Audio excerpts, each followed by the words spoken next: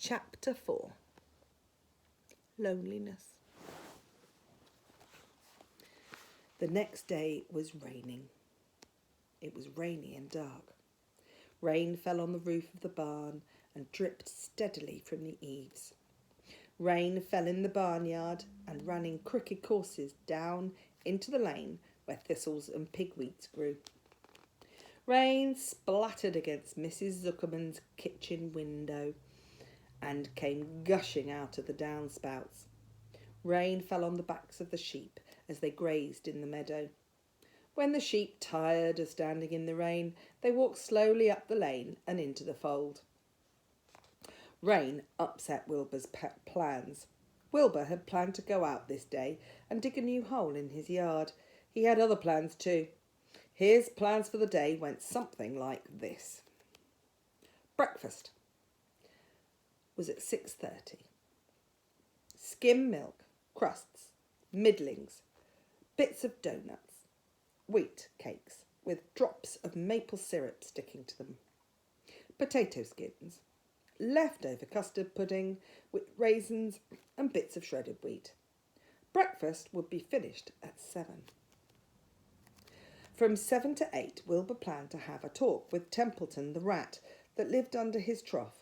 Talking with Templeton was not the most interesting occupation in the world, but it was better than nothing. From 8 to 9, Wilbur planned to take a nap outdoors in the sun. From 9 to 11, he planned to dig a hole or a trench and possibly find something good to eat buried in the dirt. From 11 to 12, he planned to stand still and watch flies on the boards, watch bees in the clover, and watch swallows in the air. 12 o'clock was lunchtime.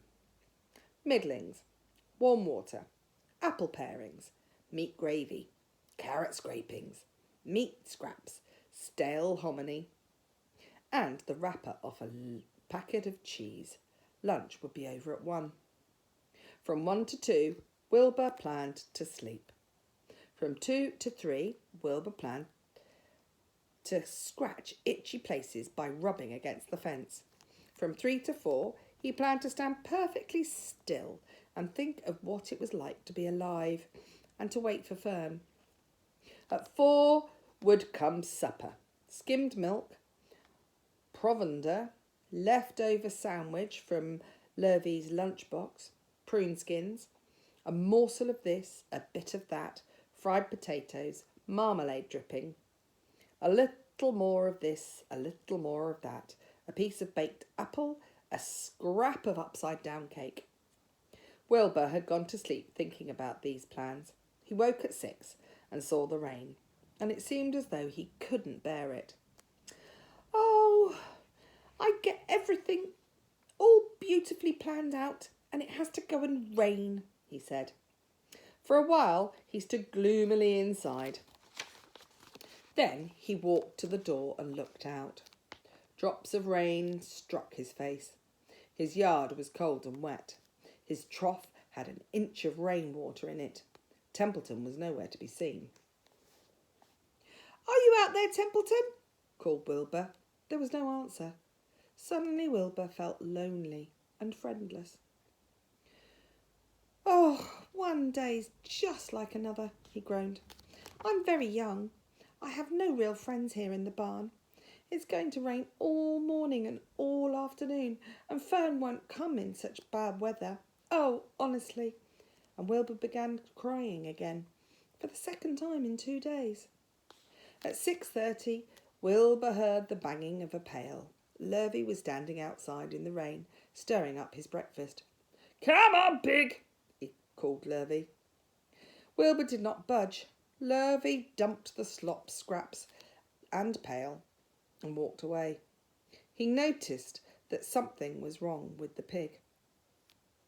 Wilbur didn't want food. He wanted love. He wanted a friend, someone who would play with him. He mentioned this to the goose, who was sitting quietly in the corner of the sheepfold. "Will you come over and play with me?" he asked. "Sorry, Sonny, sorry," said the goose. "I'm sitting on my eggs. 8 of them. Oh, 8 of them. Got to keep them toasty, oasty, coasty, oasty, warm. I have to stay right here. I'm no flibbity-gibbet. I do not play when there are eggs to be hatched. I'm expecting goslings. Well, I didn't think you were expecting woodpeckers, said Wilbur bitterly. Wilbur next tried one of the lambs. Will you please play with me? He asked. Oh, certainly not, said the lamb. In the first place, I cannot get into your pen, as I'm not old enough to jump over the fence. In the second place, I'm not interested in pigs. Pigs mean less than nothing to me. What do you mean, less than nothing? Replied Wilbur. I don't think there is such a thing as less than nothing. Nothing is absolutely the limit of nothingness. It's the lowest you can go. It's the end of the line. How can something be less than nothing? Whew. If there was something that was less than nothing, then nothing would not be nothing. It would be something. Even though it's just a very little bit of something. But if nothing is nothing, then nothing can be less than nothing. Oh, be quiet, said the lamb. Go and play by yourself. I don't play with pigs. Sadly, Wilbur lay down and listened to the rain. Soon he saw the rat climbing down the slanted board that he used as a stairway. Oh, will you play with me, Templeton? Asked Wilbur. Play? Said Templeton, twisting his whiskers. Play? I hardly know the meaning of the word. Well, said Wilbur, it means to have fun, to frolic, to run and skip and make merry. I never do those things, if I can avoid them, replied the rat sourly. I prefer to spend my time eating, gnawing, spying and hiding. I'm a glutton, not a merrymaker. Right now, I'm on my way to your trough to eat your breakfast, since you haven't got the sense to eat it yourself. And Templeton the rat crept stealthily along the wall and disappeared into the private tunnel that he'd dug between the door and the trough in Wilbur's yard. Templeton was a crafty rat, and he had things pretty much his own way. The tunnel was an example of his skill and cunning. The tunnel enabled him to get from the barn to his hiding place under the pig's trough without coming out in the open. He had tunnels and runways all over Mr. Zuckerman's farm and could get from one place to another without being seen. Usually he slept during the daytime and was abroad only after dark. Wilbur watched him disappear into his tunnel. In a moment, he saw the rat's sharp nose poke out from underneath the wooden trough. Curiously, Templeton pulled himself up over the edge of the trough. This was almost more than Wilbur could stand. On this dreary, rainy day, to see his breakfast being eaten by somebody else. He knew Templeton was getting soaked out there in the pouring rain, but even that didn't comfort him. Friendless, dejected and hungry, he threw himself down on the manure and sobbed.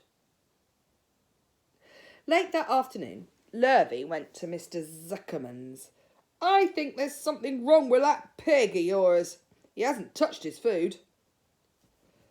Well, give him 2 spoonfuls of sulphur and a little molasses, said Mr. Zuckerman. Wilbur couldn't believe what was happening to him when Lurvy caught him and forced the medicine down his throat. This was certainly the worst day of his life. He didn't know whether he could endure the awful loneliness any more. Darkness settled over everything.